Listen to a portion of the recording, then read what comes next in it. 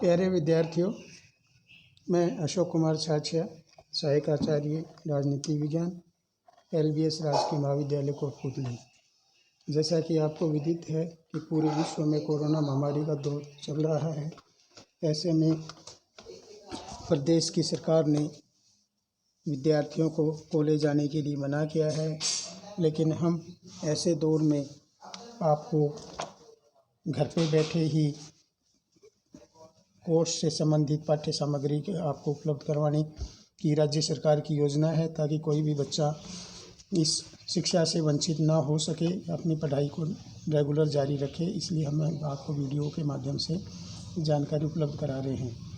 तो आज का अपना टॉपिक है BA पार्ट 3rd ईयर का फर्स्ट पेपर, प्रमुख राजनीतिक विचारक, जिसमें से हम पढ़ रहे थे मैकियावेली।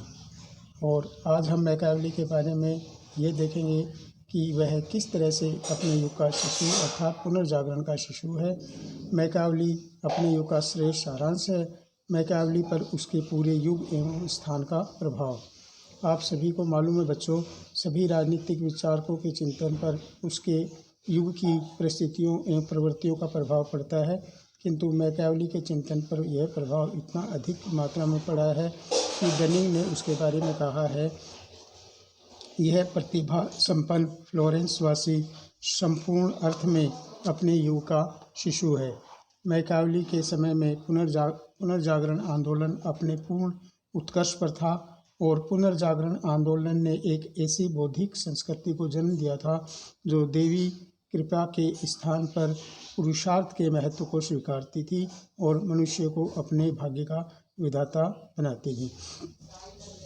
यानी बच्चों कि मैकियावेली का जन्म ऐसे युग में हुआ जिस समय पुनर्जागरण का दौर था। पुनर्जागरण का अर्थ है कि पुनः जागना, यानी जो मनुष्य है वो मध्यकाल से निकलकर आधुनिक काल में की तरफ बढ़ रहा था, और मध्यकाल जो था वो एक प्रकार से अंधकार का युग था, और उस अंधकार से बाहर निकलकर वह आधुनिक युग में प्रवेश कर रहा था। और उसने देवी देवताओं के स्थान पर मनुष्य के पुरुषार्थ पर जोर दिया था कि मनुष्य अपने पुरुषार्थ से अपने भाग्य का विधाता बन सकता है, यानी अपने भाग्य का निर्माता मनुष्य बुद्धि अर्थात बौद्धिक विकास से ही बन सकता है। तो इस तरह का पुनर्जागरण का आंदोलन था जिस समय मैकियावेली का जन्म हुआ था, और इसका प्रभाव मैकियावेली के ऊपर भी पड़ा। मैकियावेली के ऊपर भी पड़ा।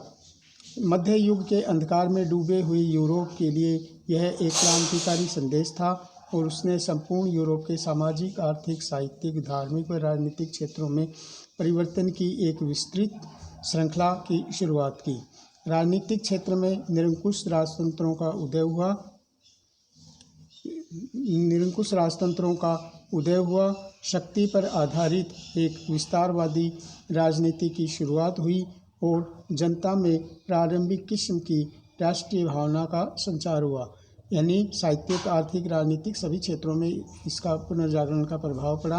राजनीति के क्षेत्र में भी प्रभाव पड़ा, और शक्ति पर आधारित एक विस्तारवादी राजनीति की शुरुआत हुई, और जनता के प्रारंभिक किस्म की राष्ट्रीय भावनाओं का संचार हुआ। मैकियावेली ने पुनर्जागरण आंदोलन तथा अपने युग की इन प्रवृत्तियों को अपनी रचनाओं में पूर्ण गंभीरता के साथ स्थान दिया है। अतः उसे पुनर्जागरण का शिशु अथवा अपने युग का सर्वोत्तम प्रतिनिधि भी कहा जाता है। W.T. जोन्स के अनुसार मैकियावेली अपने युग का श्रेष्ठ सारांश है।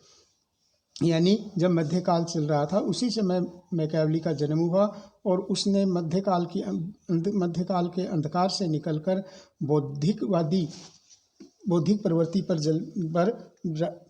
बल दिया। यह मैकियावेली की शुरुआत थी, यानी जब पुनर्जागरण का शिशु इसीलिए उसको कहा जाता है।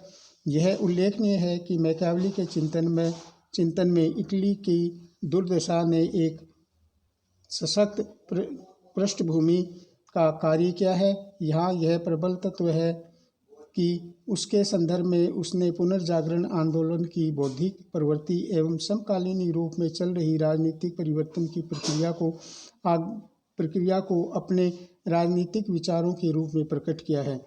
वस्तुतः उपरोक्त संपूर्ण प्रसंग में ही यह में ही वह अपने युग अथवा पुनर्जागरण का शिशु था। संक्षेप में निम्नलिखित आधारों पर मैकावली को अपने युग अथवा पुनर्जागरण का शिशु कहा जा सकता है। पहला है मानव संबंधी विचार। मैकावली के मानव संबंधी दो प्रकार के विचार प्रकट किए हैं। प्रथम, अपने मानव स्वभाव के निकृष्ट पक्ष का उल्लेख किया है, और द्वितीय, उसने मानव को अपने भाग्य का निर्माता बताया है। तो बच्चों, आज का ये वीडियो यहीं ख़त्म करता हूँ और कल इससे आगे पढ़ेंगे, क्योंकि ज़्यादा ठीक है। Okay, thank you.